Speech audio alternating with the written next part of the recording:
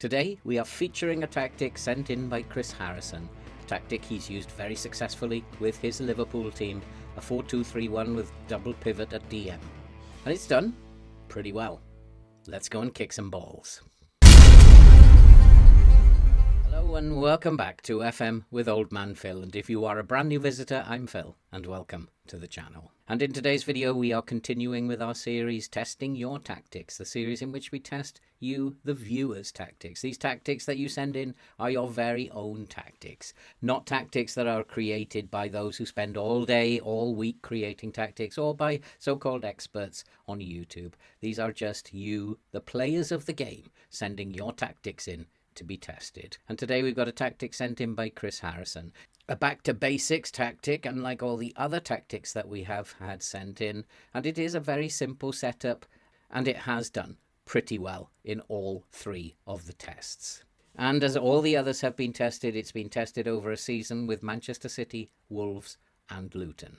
If you are playing FM24 and you would like your tactic to be tested, and you think that your tactic could be the best of the best, then why not send it in to me, use the email address that you can find on the channel page, and we'll make sure that your tactic is put up against all the rest. And before we go into looking at how this tactic got on, if you are brand new to the channel, you like FM content and you love to see people suffer playing the game, I can tell you, you are definitely in the right place. Hit that subscribe button and click the bell, and then you'll be updated when future videos are uploaded to the channel.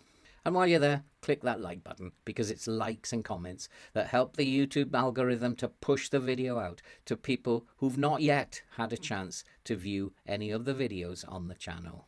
And so let's have a look at how this tactic has been put together by Chris. And as you can see, it's a 4-2-3-1 with a double pivot at defensive midfield, and he has a sweeper keeper on attack with no additional instructions. On the right hand side he has a fullback on automatic, cross less often, cut inside with the ball, and sit narrower are the additional instructions. Next to him we have a central defender with no additional instructions, and then we have a further central defender also with no additional instructions. On the left, a fullback on automatic again, with cross more often, cut inside with the ball, and sit narrower. In midfield, we're going to have a Segundo Volante on support. He has no additional instructions, and next to him, we are going to have a Register, also on support with no additional instructions. Up front, we have an inside forward. He is just told to mark a specific position, which is the defender left. And then next to him, we have an advanced playmaker on attack. He is told to roam from position.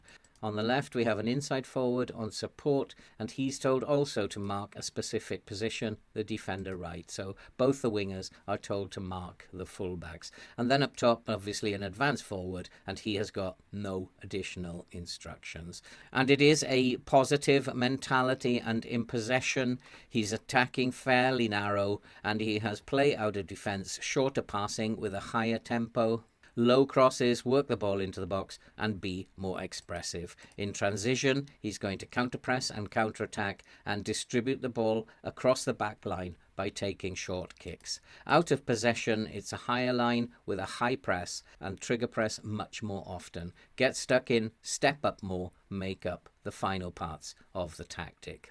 And if you would like to try this tactic yourself, then feel free to use the download link in the description below, and then you can load it up and try it for yourself. And now I think we should go and have a look at how it got on. Let's have a look at how he got on with Manchester City.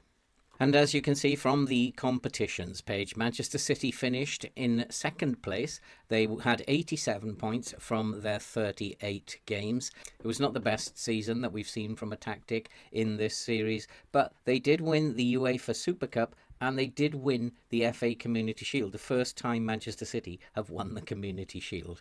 Knocked out in the quarter-final by Liverpool in the Carabao Cup, and knocked out in the fifth round by Chelsea in the FA Cup. They were knocked out by Arsenal in the quarter-final of the Champions League, and so there's probably a little bit of work that needs to be done on this tactic.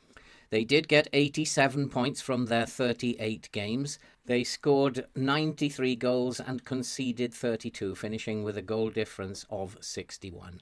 And the top scoring player was Erling Haaland, but he actually only finished in third. And this was quite an odd season, because there was a couple of things that I've actually never seen before in testing with Manchester City. Erling Haaland only scored 18 goals in his 25 appearances. And I did wonder at the end whether that was due to the fact that he was injured. But if we go to the dynamic screen, you can see that he is not happy and is wanting to start more games. And so I think my assistant manager had decided he wasn't a very good player, or he certainly wasn't in very good form, and so he was sitting on the bench quite a lot of the season. And that's the first time, as I said, I've ever seen Erling Haaland being out of favour in terms of team selection. And in all fairness, that probably was why Manchester City kind of underperformed in this tactic. Take nothing away from it. It did work well. Tottenham had run away with the title by the time we'd got to January anyway. And so it was second place was pretty good, given that Haaland wasn't playing most of the time. And the total points for Manchester City using this tactic was 78 out of 100. Moving on to Wolves. Wolves had a particularly good season, given that they were supposed to finish in mid-table, and they did finish around about mid-table. They achieved a total of 50 points, finishing in 12th, and they scored 60 goals and conceded 56. So they finished with a goal difference in the positive of 4. And so it was a successful season for Wolves, I would say, and achieved what it needed to achieve. The top goal scorer for Wolves was Matheus Cunha. He got 13 goals from 30 appearances, not exactly setting the world on fire in terms of goal scorings, but it was a very good performance that kept them in the position that they needed to be. And so it succeeded in achieving the tasks. And these are very difficult tasks that we are setting up here. And overall, I would say, as a back-to-basics tactic, it did particularly well.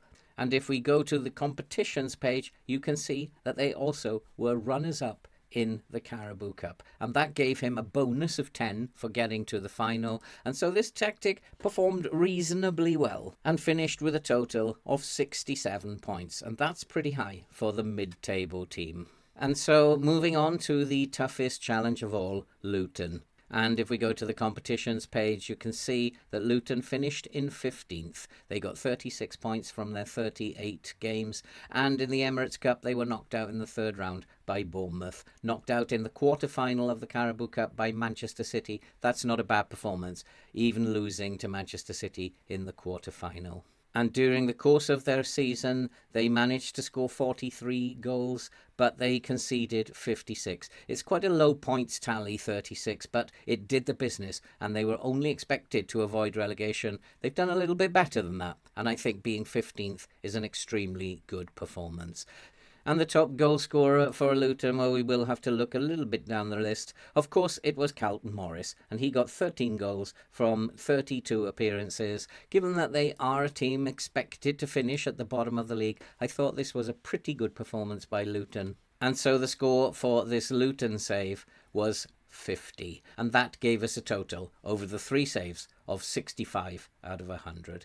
These are 3 very, very tough tests that it has to go through, and anything over 60 is a very, very good score. So this is a very, very good performance by this tactic. And that's it for this video, the 4th in the series, testing your tactics.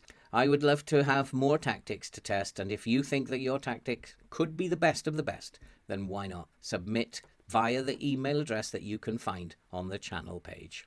And if you are brand new to the channel, why not hit that subscribe button and click the bell, and then you'll be uploaded when we upload all kinds of videos to the channel. And don't forget to hit that like button, because it's likes and comments that drive the algorithm to push the video out to people who've not yet had a chance to view the channel. Don't forget to submit your tactic, and all that remains to be said now is stay safe, take care, and we'll see you in the next episode.